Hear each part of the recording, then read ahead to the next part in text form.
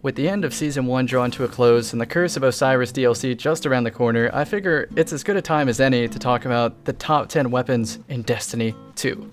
We can't be 100% certain when PvP sandbox changes are coming, but we do know that the Curse of Osiris will bring a couple new weapons that may dethrone a couple of these weapons from my top 10 list. That being said, consider this a historical marker for the early days of Destiny 2.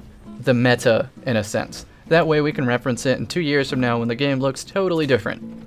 Well, without further ado, let's get on to the list. In the number 10 spot, we have the hand cannon Sturm.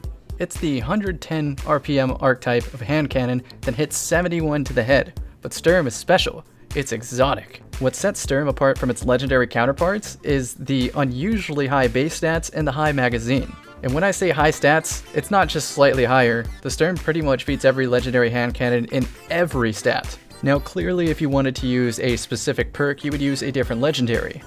If you want to hipfire, use the Privana. If you want move and target, use Bad News. If you want kill clip, use the Azimuth. If you're particularly fond of a certain energy weapon, use Sturm, because if you get a kill with Sturm, it reloads the energy weapon. And if you get a kill with said energy weapon, it boosts the headshot damage from Sturm from 71 to 73. Now in most cases, this won't make a difference of a kill, but in long range duels, if you can tag out just 69 damage, you can pretty much guarantee a 3-tap. As far as energy weapon combos go, most people would recommend its exotic pairing, the Drang.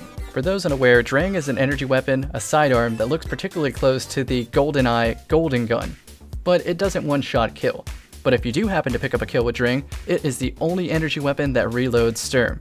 In a pinch, that may just save your life. And if you really hate reloading, then you could just shoot a lightning grenade off the wall, shoot an enemy Titan barrier, shoot your own lightning grenade, or even shoot grenade launcher bullets to reload the Sturm and maintain its extra energy weapon damage. And if you're in a game mode that's not Trials of Osiris, you could even keep your energy weapon bonus damage by switching from any energy weapon to Drang, shooting something that you know will reload the Sturm, and then switching back to the other energy weapon. So to be clear, Drang isn't the only energy weapon that you should use with Sturm. You should play to the map. If it's a long range map, consider using an energy scout rifle with Sturm.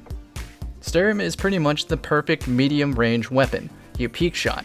You peek a corner, shoot 71 to 73 damage to the head, go back into cover, peek again, shoot 71 damage, and suddenly you have the fastest time to kill out of all the hand cannons. In conclusion, as long as you're paying attention to the map and game mode, Sturm is one of the best options. For example, on Endless Veil, you might challenge a multi-tool. As long as you're doing around 50 damage, your peek shot damage output is higher than the multi-tool, because when you peek, you shoot them once in the head, they shoot you once in the head. But it's going to take you 4 shots to kill them, and the multi-tool 5 shots assuming they even hit their headshots in the first place. In the number 9 spot, we have the Vigilance Wing, the pulse rifle, the 5-shotter. The Vigilance Wing is an exotic pulse rifle that instead of shooting a burst of 3 bullets, it shoots a burst of 5 bullets. On paper, this sounds like it'd be worse than a normal 3-shotting pulse, if you think about it, because with peek shotting, you're shooting 5 bullets that are slightly fast instead of 3 bullets that are around a medium pace, meaning that you have to be exposed longer to make sure all 5 shots land. But the true beauty of this gun shines when you work as a team, because its exotic perk means if a teammate dies next to you, your health immediately starts regenerating. And you know me, I rarely run recovery. So if a teammate happens to die near me, it's actually a bonus because I get all my health back with very minimal effort. In addition to getting your health back if a teammate dies, you also get a bonus to movement speed. And if you're unlucky enough to be the last man standing in the game, you also get an additional handling bonus. So really, cut and dry, this weapon works best when other people are also using this weapon. Because one of you is eventually going to be the last man standing, one of you is bound to die when shooting as a team, might as well help your entire team out. But don't let that fact deter you from being the only Vigilance Wing on your team. It can touch scout rifles at a range, it pretty much consistently outshoots other pulse rifles, and in a pinch up close, it's not a detriment. It's perfectly okay to use, hip firing. And the final reason that I would say consider using this pulse rifle is because if you plug in a controller to your PC or happen to play console, it handles surprisingly well compared to its other pulse rifle brothers. That's right, on this video I'm not really going to focus on just PC weapons or just console weapons, because the sandbox on them, although not changed, is drastically different. On this list, if a weapon particularly stands out on a controller, I'll mention that. But if not, just consider that a mouse and keyboard would pretty much always be the best option. In the number 8 spot, we have the Scholastic Book Fair / the Phosphorus, depending on if you play a keyboard and mouse or controller. For our controller users, we'll start off with the Scholastic Book Fair, which is the future War Cult submachine gun that has both phase magazine and tap the trigger, both perks that help really have that sticky aim assist. While most submachine guns fall into the 900 rounds per minute category, this particular submachine gun has a perk called Phase Mag, which drops the rounds per minute to 600 but improves the damage. If I had to describe the difference between these two archetypes of submachine guns, I would say that 900 RPM is spray and pray, whereas 600 is aim precisely. But here's the best part about this submachine gun, is it takes the benefits of both a 900 RPM and a 600 RPM and combines them. Why would you want to use a 900 RPM if it's spray and pray? The answer is, it gives you lightweight, which is an invisible +2 to your mobility. But because these submachine guns have phase magazine, you get the precision benefits of a 600 RPM while retaining the lightweight factor of a 900 RPM. The final reason to consider using this submachine gun is the scope choice. The torch scope is so satisfying. It's a medium zoom scope on a 900 RPM submachine gun that you phase mag to get the precision benefits of 600. In other words, it's basically a crappy auto rifle that doubles up as a great submachine gun. This allows for a lot of flexibility in your loadouts. For example, on Shores of Eternity, Shores of Time, I don't know the name of this map, I'm using a scout rifle for long range. Sometimes I use the scout for medium range if I happen to have it out, but in pretty much every other scenario, I'm using the Scholastic Book Fair. In the background gameplay, you'll notice I'm about to die in a second, then switch over to the Phosphorus so then I can show the mouse and keyboard users what the best submachine gun option is for them. On paper, the Phosphorus and Scholastic Book Fair are very similar, with only a couple key stats differing and the scope choices only slightly differing. You have a torch versus a flash scope.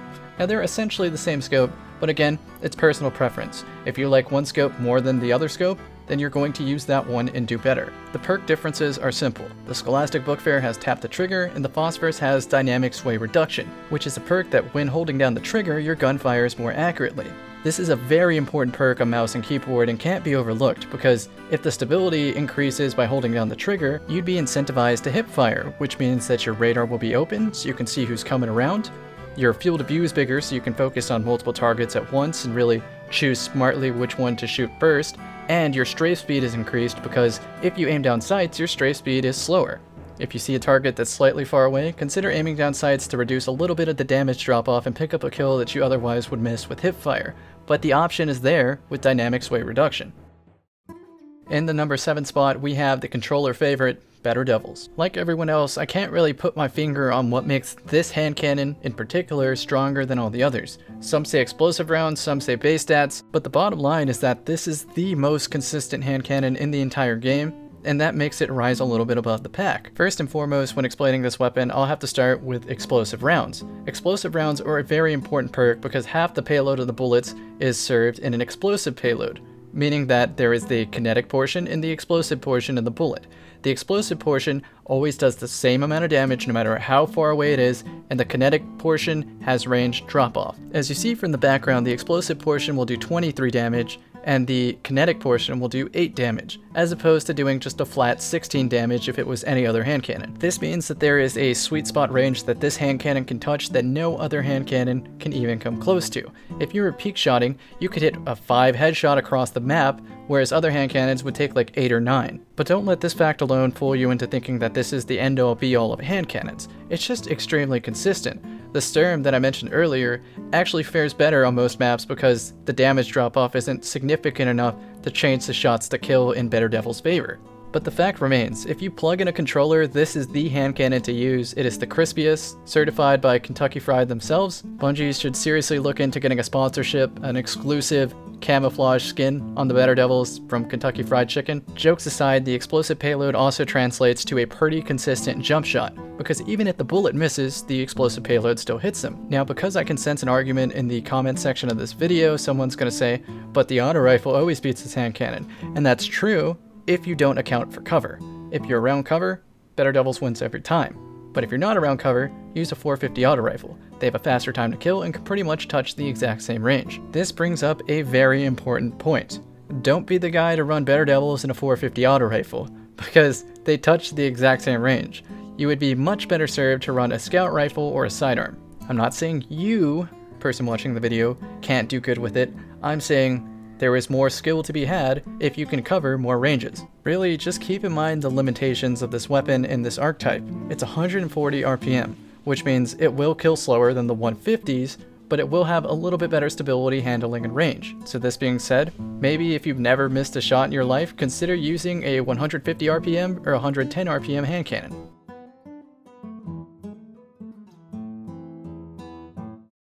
Figures that in the number 6 spot, the middle of the pack, the Mida multi-tool would be there. As the name implies, it is a multi-tool. It handles pretty much every job besides point blank, awesome, and Destiny.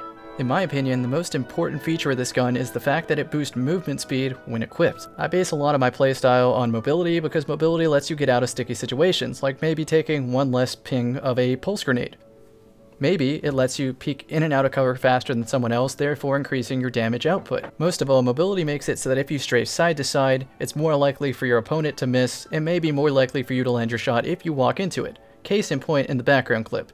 Can't snipe what you can't hit. On the subject of mobility, if you use the legendary weapon, the mini multi-tool, it adds another additional +1 mobility to this combo. So the Mida multi-tool by itself, because it's lightweight, is an invisible +2, and then the mini tool is an additional invisible +1. So total, an invisible +3 mobility. This is worth mentioning because hunters can easily hit 10 mobility, but titans and warlocks cannot. They can, however, make it to 7, and if you make it to 7 and use the Mida multi and mini combo, it's like having 10, so you could be like a hunter. Unfortunately, the Mida mini tool is just not the best submachine gun in the game, so even though it does give that +1, some people still don't use it because it's not as consistent as other weapons. In addition to this tangent on mobility, the Mida multi-tool also has third eye, which means if you're aiming down sights, you do not lose your radar. It stays up.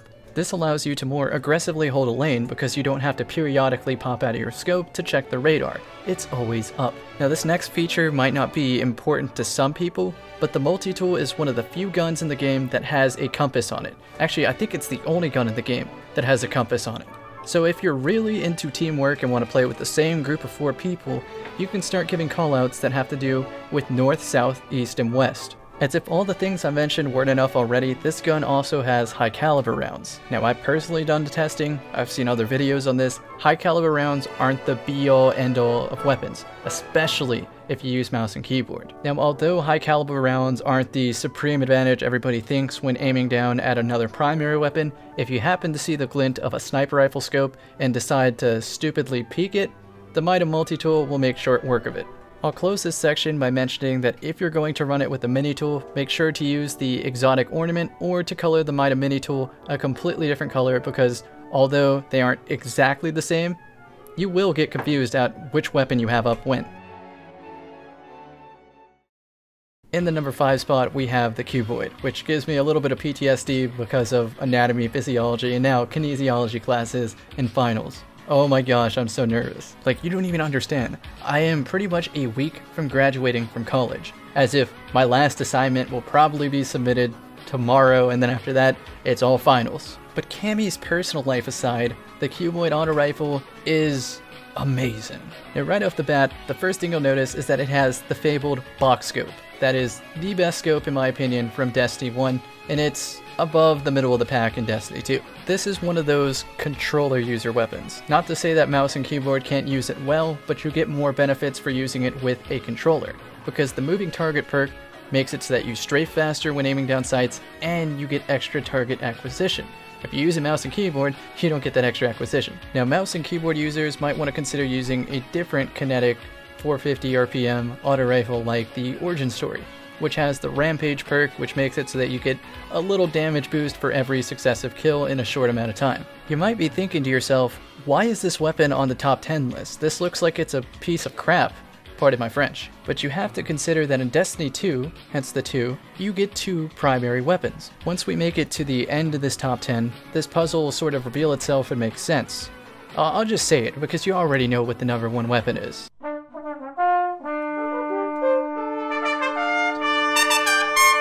The Last Hope.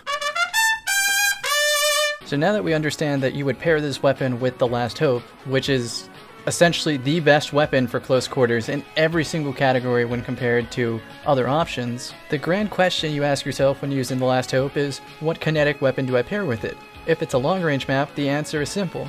Use the Mida multi-tool. But what if it's a medium-range map? The multi-tool isn't the best medium-range option. That's because the Cuboid is. From the perspective of ease of use, time to kill, and range drop-off, the Cuboid just does medium distance smart. In other words, it is the most logical choice for using the Last Hope on a medium-range map. Like seriously, if there was Destiny Grand Finals tournament tomorrow, this would be one of the most common loadouts that you would see. A 450 auto rifle like the Origin Story or the Cuboid, and the Last Hope. The last thing to mention about the Cuboid is that it has armor-piercing rounds. So you know how everybody likes to huddle together and team shot, the cancer of Destiny 2, whatever you want to call it? Well, this gun has armor-piercing rounds, so if people stack on top of each other, you're damaging all of them at once. In short and in conclusion, if it's a medium-range map, use the Cuboid. If it's a medium-long, use the Vigilance wing. And if it's long, use Mida multi-tool. Then you can unlock the true power of the Last Hope. Halfway there, guys. In the number 4 spot, we have the Antelope / the Ante Up D, because I can't pronounce it. Nobody knows how to pronounce it. Now, earlier in this video, I already spoke very highly of 600 RPM submachine guns. The Ante Up is no exception. This absolutely shreds. If I had to compare it to the Scholastic Book Fair, the Ante Up is a true auto rifle, and the Scholastic Book Fair is just a weak auto rifle.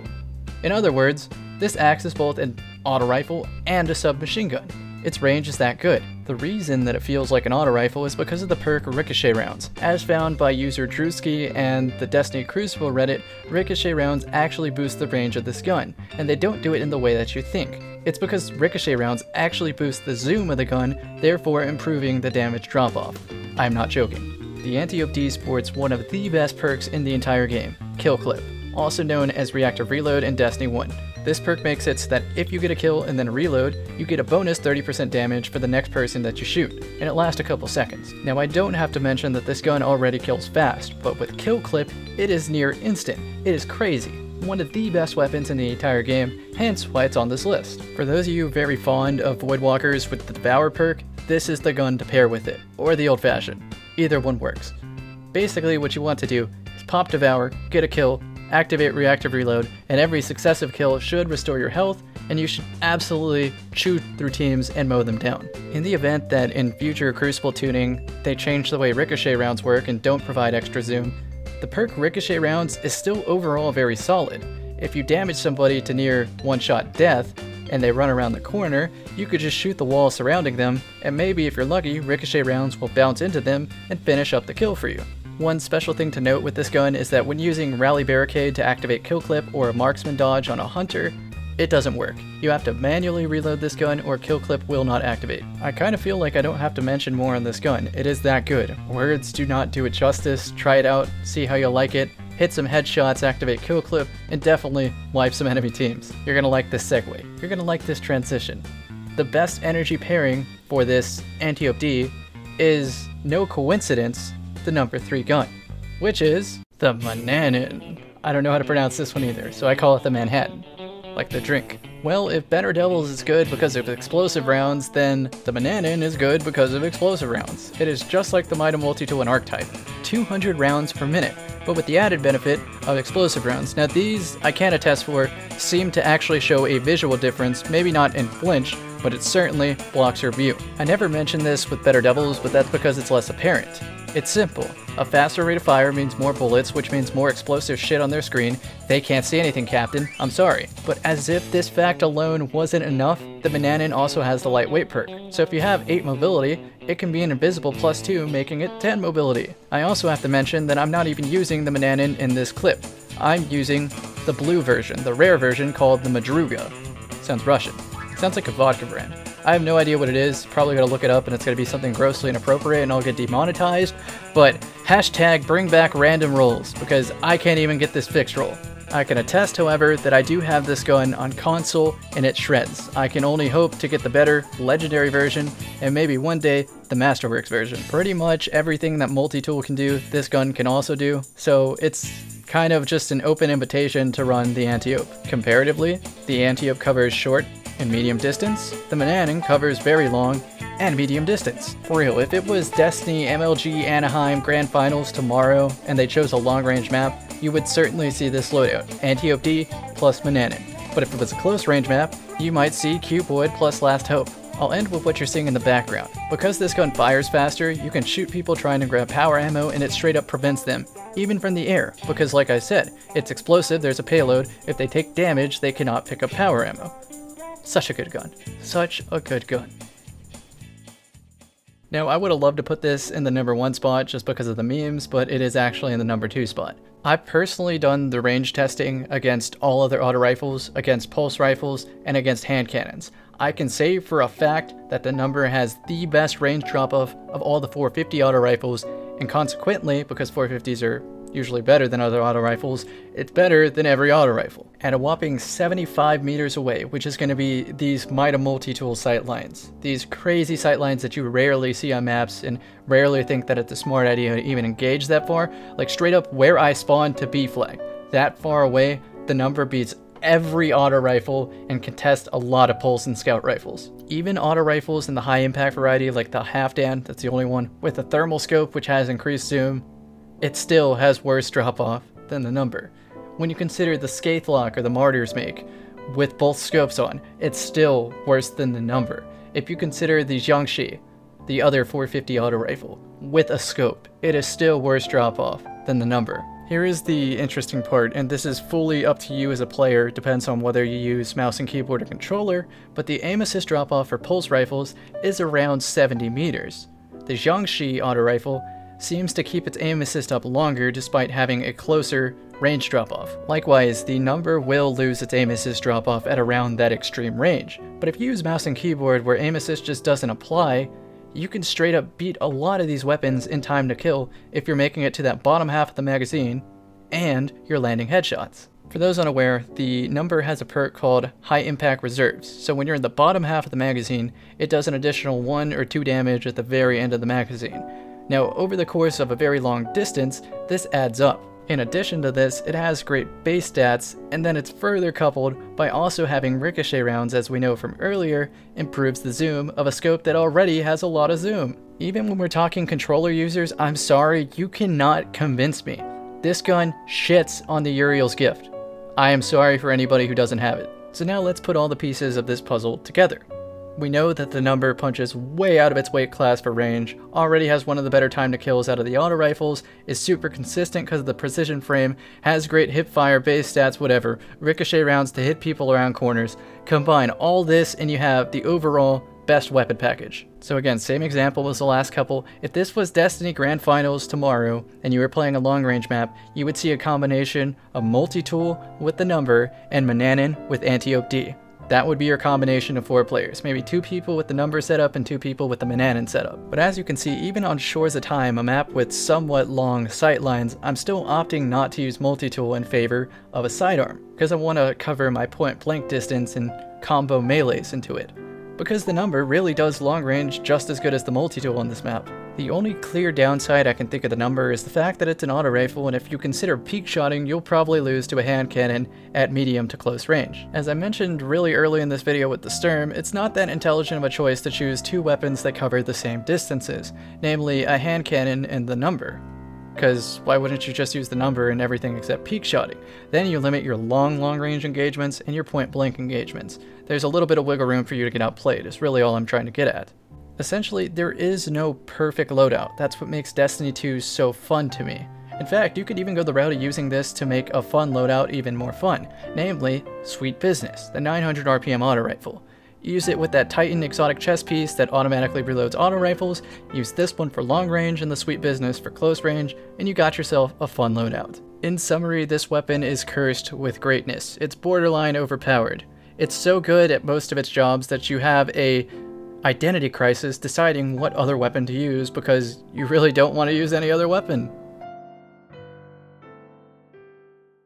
I know, I ruined the surprise. It should have been Fighting Lion joke in number 1. We all would have laughed, but unfortunately it's the last hope. And I just considered recently that since I'm using mouse and keyboard and the recoil is pretty much non-existent anyway, I'm going to opt for the sight that gives me more range. And again, I've done the testing with the last hope with and without this sight. It's not that significant of a difference, but considering it's not even noticeable, the stability difference, you might as well get that extra meter of range. I hate to say it, but this is really a controller weapon. The aim assist, especially from hip firing when your reticle turns red, is so strong. It is super sticky. Don't let this deter you from using it on mouse and keyboard though. I know a lot of us that are new to mouse and keyboard might struggle in close quarters engagements, but I've learned and I've gotten a little bit better, and this still stands as the best weapon in the entire game. But Cammy, there's this weapon that I use a lot and I get a lot of kills with it, and it's better than the Last Hope, but not on paper. It's not the best on paper, like the Last Hope is. Seriously, the Last Hope beats every sidearm in every single stat, even bleeding into submachine guns. It is better than most weapons in every stat category. And that's not even considering the potential damage output of peak shotting with a 3-round burst. If cover didn't exist, it's still the best. If cover did exist, it's even better than anything you could compare it to in the close range categories. The only way I could see this weapon getting dethroned with the Curse of Osiris DLC for close range weapons is if they made an Omelon sidearm like this with kill clip. Don't even think about it, Bungie. I dismantle the game if I see that tomorrow. So because some of you may be watching this video many months from now and wondering why the Last Hope isn't as good as it used to be, that's probably because it's the #1 target for a sandbox balancing change. It is so obviously better than anything else you could use sidearm submachine gun wise that it will get nerfed. There's no doubt in my mind. But please, don't let this deter you from using it. Don't be a scrub. Other people in Trials of Osiris will feel no remorse using this against you. Just get better, outshoot them, use the Last Hope. It's not unbeatable, but it certainly is stronger than other options. If you're the kind of person in my comment section to already be complaining about how everybody uses the same weapons, you could maybe sleep a little bit more sound at night knowing that I've given a pretty awesome top 10 list. Because there's not one answer to every map. There are certain loadouts that just play better on certain maps and game modes. Maybe you don't want to use this in Countdown, but you'll certainly use this in Survival. Playstyle is also an important factor in selecting loadouts. For instance, this requires a bit of an aggressive playstyle, hence the Defender Syntheset build. If I happen to pick up an Overshield, I could potentially be looking at a team wipe. But maybe I'm not the most valuable to my team doing that. Maybe I don't have the skill required to do that. Where I feel like I'm the best on my team is using a Sword Hilt and a Fighting Lion to give them information and hit the enemy when they can't hit me back. As you probably noticed, this game is in a semi-dead state right now where not everybody is taking it seriously in the slightest, not even that they started that beforehand, but really take this time period in Destiny history to learn different loadouts, try new playstyles, and play for fun. Don't play because you want to unlock stuff, play because you find it fun, that there's so many variety of different things you could do if you can coordinate and build a strong team before. That's the disclaimer, that's the caveat. I'm sorry, solo queue isn't as fun, but you can use solo queue to facilitate finding teammates that meld well with the way you enjoy playing Destiny. And I mean, it really is that simple. If you're sitting in here 28 minutes into a top 10 video just to comment that Destiny is shit, what are you doing with your life? That's 28 minutes wasted of something that you already dislike, regardless of what I was going to say in the video, regardless of whatever Bungie's doing to fix the perceived problems. So I'll end the video on this more positive note. Look back on all the top 10 videos I've ever done on this channel for Destiny 1, and you'll see that it's pretty polarized. There's maybe 1 or 2 clear options that dominate the meta in S tier, and everything else is maybe a C tier weapon at best. In Destiny 2, there's 1 S tier, maybe a second if you count the number, and everything else is adequate and competitive. Every option in Destiny 2 feels competitive. Now, I wouldn't disagree with you if you said it could even be done better, but for the first time, that was pretty close. So I apologize if you didn't want to hear that. I will step off my soapbox shortly, but the best way to deal with these incoming toxic comments is to be a bit proactive. Thank you so much for listening. Thank you so much for being respectful in the comment section. Thanks for providing your own version of the top 10. I will try those weapons out and report back. And most of all, thank you for subscribing to this channel and sharing videos with friends and linking it to websites and so forth. That goes way beyond the Call of Duty. And I gotta say, there's no better word to describe the opportunity I get from YouTube as a part-time job other than blessed. I'm about to graduate college, and to even consider doing this full-time is already more than I ever would have expected when I uploaded my first video. All I know is I'm coming to another fork in the road with life. Graduate school, do I do this full-time? Do I take whatever high-paying job I get, forget YouTube altogether? Regardless of the outcome, thank you so much for being a part of the YouTube journey. It really does mean the world. God, not another song. I got space magic in me.